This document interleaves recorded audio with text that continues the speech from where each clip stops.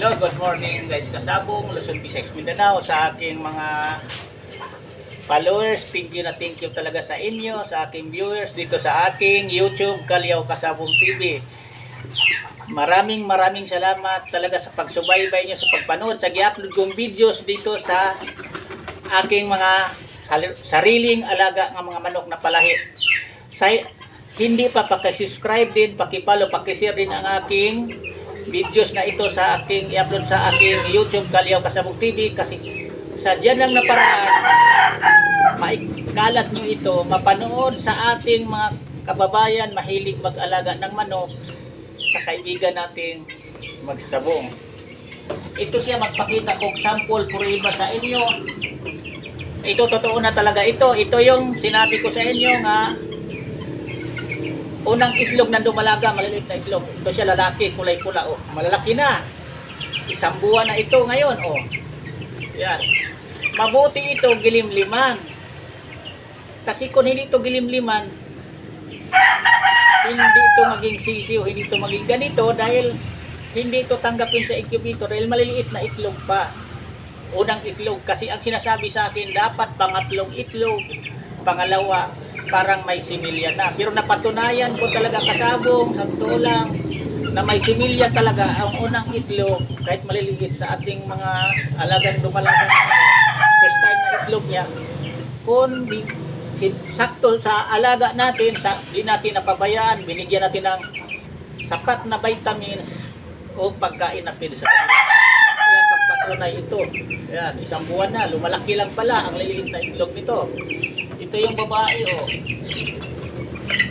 Dinalhan ko kayong sample para may ipakita ko sa inyo nga prueba, ebidensya. Yan, babae. Tingnan niyo ang tuka. Anak ko na, pinakita ko nga pangit lang na tingnan na 3 times winner na kulay-pula na baldado. Yan siya. Ang inahin ito, yung kulay, tawag blues pero abuhin sa Bisaya. Yun, yan. Kung tawagin sa amin sa Negros, abuhin, pero dito blues. Yan. Tingnan ang tuka. Yan. Kayo nang mag-usgang manood, mga aking mga viewers, sa pagmumukha, pagpormahan sa tuka, sa sisiw nito. Yan. Siya, oh, malaki na. Isang buwan pa lang. Mabuti ito nalimliman. Kung hindi nalimliman, hindi siya maging ganito sana. Sayang, di ba? Yan lang. Kasi sa totoo lang, sayang na sayang talaga kapag unang itlog na dumalaga natin hindi limliman, kasi ang liliit nga, oh, i-reject sa incubator. Yan, oh, pagmumukha, tuka, sisiw pa lang yan, isang buwan pa lang. Ang lahi nito sa ama, mana ito sa ama, mga maiksik tukang malaki, parang tuka ng ibo na tawagin maya. Yan yun. Yan siya. O, lalaking lalaki na ito. Lalaki na. Yan ang sinasabi ko sa inyo. Sa pag-alaga ko, sa karanasan ko sa pag-alaga mula sa Negros, sa pag-alaga ko ng mga sisiw, manok, palahi ko, pag-breed ko, bihira ako sa totoong buhay mapatay ng sisiw. Tingnan mo ito, linilimliman, 7 ang nagpisa, 4 ang liliit na mga sisiw, maliliit ang itlog, pero naalagaan ko, walang namatay. Oh, di ba? Malalaki na. 2 lalaki, 2 babae. Kasi ang sinasabi ko sa inyo nga, pili ang ginagawa kong materialis, ginawa kong inahin, yung hindi lamang ang babae. Kung magpisa siya, ang mga itlog niya, gusto ko lamang ang lalaki kaysa babae. Pero okay na ito. First time na pisa niya, 7 nga itlog, 4 ang pinisa, 2 lalaki, 2 babae din. Okay na din yun. Hindi na ako logi noon. Yan ang totoo. Kaya mai-suggest ko sa inyong mga baguhan na ibigay kong tip sa inyo, dapat ang gawin ninyong inahin yung linyada na quality, mananalo hinihan, pagkatapos ang maianak niya lamang ang laki kaysa babae.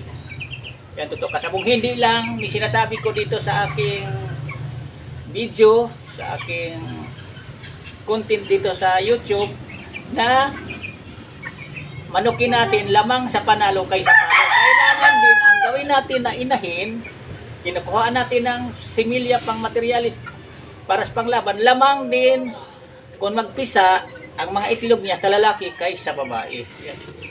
Yan ang pinaka-importante sa akin inahin na magbigay ng maraming lalaki, kunti ang babae. Kasi hindi tayo lugi sa pagbibid natin. Kasi mahal na ang mga feeds ngayon. Sa bilihin natin ngayon. Kasi may inahin talaga kasabong. Sa totoo lang mag-itlog ng 15 ang ipipisa ilalaki niyan. May 4 lang, 3 o 5, 10 ang babae. Hindi ko ni pagpatuloy yan kasabong. Pinapalitan ko na linyada na kapatid. Kasi sa magkapatid na inahin, hindi lahat na inahin mag-produce ng maraming lalaki. May inahin talaga nga nag-produce maraming babae. Yan, pinakatay ko yan. Ang uso ko, tinitira ko, pinipili ko yung nag-produce. Pag mangingitlog siya, pag magpisa man, maging sisiw, marami ang lalaki kaysa babae. Yan, pinaka-importante. Sana may mapulot o matutunan kayo, guys, kasabo ngayon sa umaga na ito. Ngayon, sa aking pagpapanood itong video dito sa aking YouTube Kalyaw Kasabong TV. Maraming salamat talaga sa pagbigay niyong support sa aking YouTube. Please, paki-support naman sa aking Facebook account, Hani Kalyaw, sa Facebook account ko mismo, kasi kailangan ko rin ang kunting tulong niyo kung po pwede sa aking Facebook account, kay malapit na tayo doon makompleto ang aking requirement sa aking Facebook account. Please, kung po pwede man lang, paki-support din kayong nagsusupport sa aking channel dito sa YouTube Kalyaw Kasabong TV. Paki-support din, paki-follow din ang aking Facebook account, Hani Kalyaw, tapos paki-share para na makompleto ko ang aking kinailangan na requirement sa Facebook. Yan lang.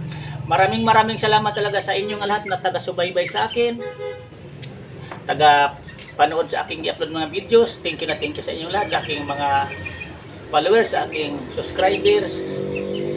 Ang masasabi ko lang sa inyo, basta tayo nga mahilig sa manok, kahit ano man yan kaliit na sisiw, kaya nating tiyagayan palakihin para maging